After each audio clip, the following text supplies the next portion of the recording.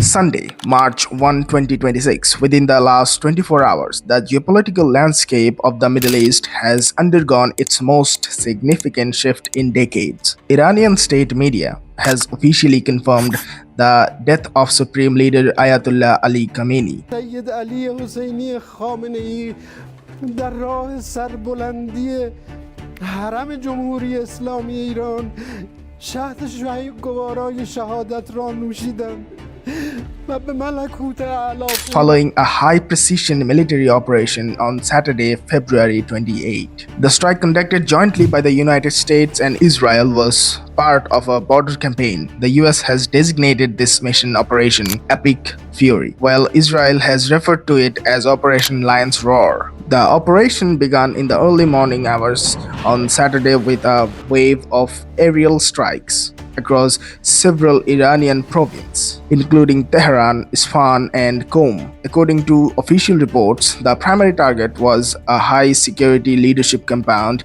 in central Tehran. Donald Trump announced the success of mission via social media, confirming that Khamenei was killed while working in the office. Iranian official later confirmed that several other high-ranking figures were also killed in the strike, including IRGC Commander-in-Chief Mohammad Pakpor. The Iranian government has since declared a 40-day period of national mourning. Why was this action taken? While the situation is still developing, the US and Israeli government have cited three primary tragic reasons for this escalation. Following the recent collapse of diplomatic talks in Geneva, intelligence reports indicates that Iran was moving toward a critical stage of nuclear enrichment. The US administration described the strike as a preemptive measure to prevent Iran from finalizing its nuclear weapons program. Beyond the supreme leader, the mission targeted the core of the Islamic Revolutionary Guard Corps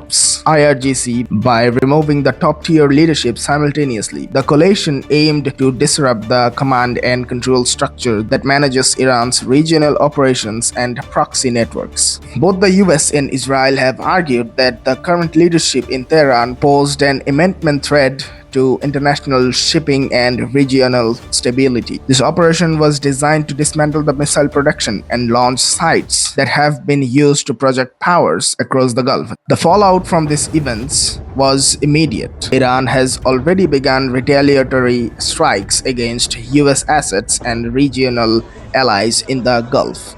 In cities like Karachi, Baghdad, and parts of India, large-scale protest has erupted. Conversely, there have been reports of celebratory music and cheering in parts of Tehran as residents process the news. Inside Iran, the constitution has been triggered to form an interim leadership council. This council, which includes President Masoud Pezeshkian and Ayatollah Ali Zera, they will manage the state until the Assembly of Experts can select a permanent successor. According to Article 111 of the Iranian Constitution, when a supreme leader dies, power does not pass to a single individual immediately. Instead, a provisional leadership council has been formed to manage the state. Now, they are tasked with maintaining order until a permanent successor is chosen. However, the real decision-making lies with a body known as the Assembly of Experts. The Assembly of Experts is a group of 88 Islamic scholars. Their sole constitutional duty is to elect the supreme leader under Iranian law. They are required to meet as soon as possible to begin deliberations. While this process is historically secretive, three names are currently at the center of the conversation. Mustafa Khamenei, the 56-year-old son of the supreme leader. He has long been considered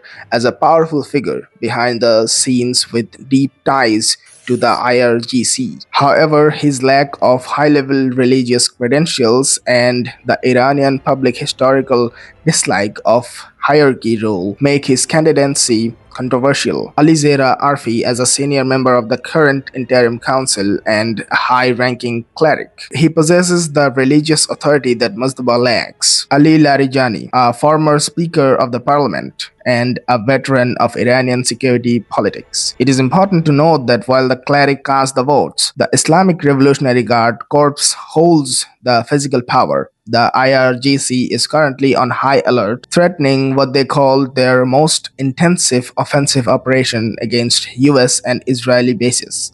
Any candidate chosen by the assembly will need the explicit backing of the military elite to survive. Inside Iran, the reaction is divided. In some districts of Tehran, there have been reports of residents celebrating the news. Meanwhile, state-organized mourning is taking place in other areas. The government's ability to manage this internal friction during 40-day mourning period will determine if the regime remains stable or faces a total collapse. The world is now waiting to see how Iran will respond to the elimination of its supreme leader. What started as a strike in Tehran has now become a global security crisis. The Islamic Revolutionary Guard Corps has already vowed crushing revenge. Since the confirmation of Khamenei's death, we have seen a massive escalation across the region. Iran has launched waves of ballistic missiles and drones. While many were intercepted, some have reportedly struck targets in Israel and near US bases in the Gulf. Major transits hubs in Dubai and Doha have been shattered. And thousands of flights across the West Asia are grounded as the airspace becomes combat zone. In Lebanon, Iraq, and Yemen, Iranian-backed groups are on high alert. We are seeing reports of strikes against US assets in Iraq and Syria, moving this conflict far beyond Iran's border. The US Pentagon has confirmed the Operation Epic Fury is ongoing with a focus on dismantling Iran's remaining naval and missile capabilities. The global response is deeply split. The United States President Donald Trump has called the strike a decisive success, stating it gives the Iranian people the greatest chance to take their country back. Iran's President Masoud has called the killing a declaration of war against Muslims. Meanwhile, we are seeing a strange duality on the ground. Thousands of people are crying in Iran for their leader, while social media shows others celebrating in the streets of cities like Karaj and Lays. Russia and China has condemned the strike as violation of sovereignty. There is growing concern at the UN about a total regional collapse that could pull in other global powers. The economic shockwave was instant. Oil prices have surged, and the threat to the Strait of Hormuz, the world's most important oil artery, has put global energy markets on edge. This is the fear. An oil tanker apparently hit by a drone off the coast of Oman. It's unclear who launched it. But attacks or threats of attacks could give Iran leverage in the face of American and Israeli If this waterway is closed, the economic impact will be felt at every gas station and grocery store in the world. We are standing at a crossroad. One path leads to a protracted regional war. The other path leads to a fundamental transformation of Iran. The 40-day mourning period declared in Tehran will be the most critical time in the country's modern history. Will the interim leadership council be able to hold the countries together, or are we witnessing the end of the Islamic Republic as we know it? This is history in the making. I will continue to track these developments and provide updates as they happen. Do you think this leads to peace or wider war? Let me know your thoughts in the comments. I am Imamur, and I'll see you in the next video.